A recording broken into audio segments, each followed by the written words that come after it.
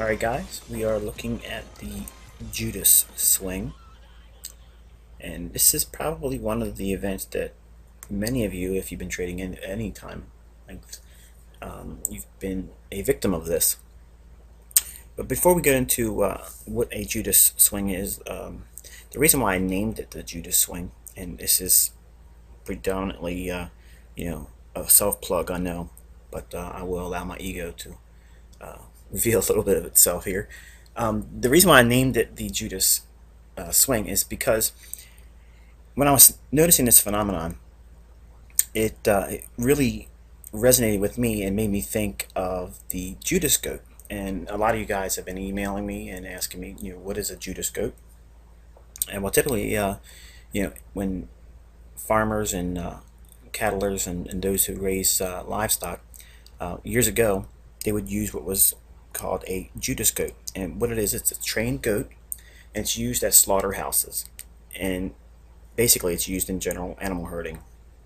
The Judas goat is specifically trained to associate with sheep or cattle, but its job really is not to coexist, but it's designed to destroy by leading those following it to a specific destination. In stockyards, a Judas goat would lead sheep to slaughter, while its own life is spared. So what is a Judas swing? Well, a Judas swing is an engineered or suspect price swing meant to lead reactionary traders into the wrong direction. The Judas swing typically is a false rally higher that appears initially to the emotional traders as the next big price run. Now, this could be a quick or sudden price drop that will lull reactionary traders into thinking this is the next big drop in price, and so they start going short. But in the markets, traders that follow this Judas swing find themselves trapped on the wrong side and ultimately pay the price. Think about it. What happens when the Judas goat leads these sheep into the slaughterhouse? It's not a picnic and they're waiting for them. They're going to get slaughtered. They put their heads on the block and their head comes off. That's what happens with traders. So, how does this entity called quote unquote smart money goat you into this trade? Well, here's 3 examples. Notice how the Asian range is denoted on these 3 days. Notice here on the left side, price breaks up out of the Asian range, gets everyone excited, thinking, wow, this is going to run up. What's it do? It falters, stalls, pauses, then retraces harshly. That is the Judas swing. That swing going up made everyone get excited. They got really interested in saying, well, there's a bull flag here. This is probably going to be a 1, 2, 3 bottom, and then it's going to continue to trade up for a few days. And that's exactly what the smart money or bank dealers are expecting you to do. That's why they send it up there so rapidly. And what happens is you take the bait. You follow that Judas right into the slaughterhouse. Price makes its high, trades down into a low of the day, and then pulls back to the center of the range. The second day, example is shown here as well. You have actually two Judas swings in here, and one was a economic report that came out. Price breaks up out of the Asian range, again getting everyone excited about taking longs, and then it pull it back below the Asian range. One more time, they send it up above the previous high that was made outside of the Asian range, and then what do? They slam it down. That's the raid on the stops for those that got short on the initial break above it. Trades down precipitously and then pulls back off the lows into the close.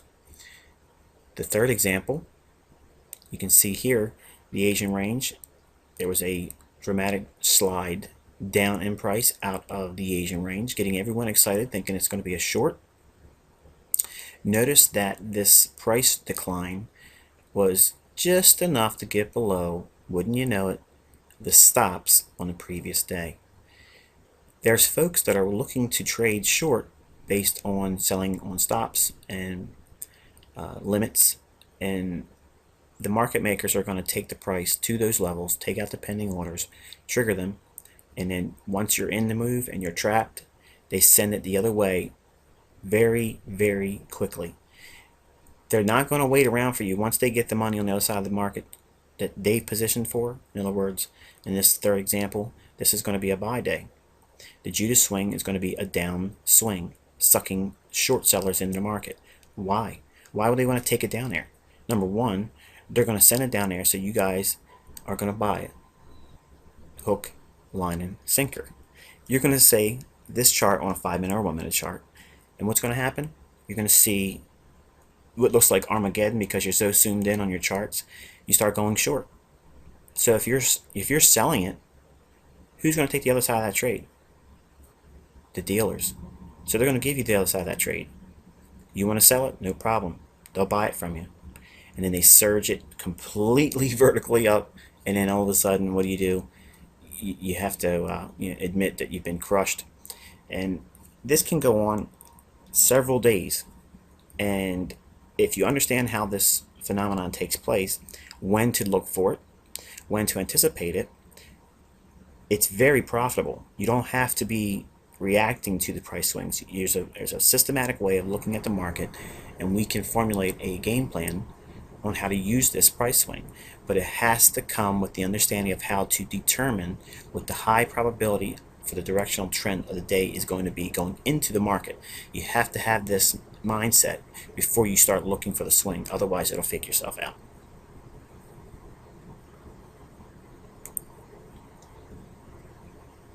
So when does it typically form?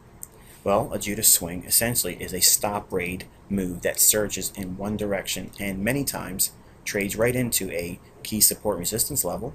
Now this could be a key support resistance level on the 1 hour, the 4 hour, the daily, even the weekly and monthly. It could trade right into a previous high or low. Typically though, you'll find it being a counter swing into a larger swing to form an optimal trade entry pattern. It can typically find itself materializing as a raid of the previous week's high, or conversely, it could be a raid on the previous week's low. But generally, think in terms of it being any stop raid on any previous session. So in other words, if we're trading London, look for Asia's stops to be rated. If you're trading in Asia, look for New York's stops to be rated. If you're in New York, look for London Open's stops to be rated. If you see this price action unfolding with your directional premise in mind, all you have to do is sit on your hands and wait.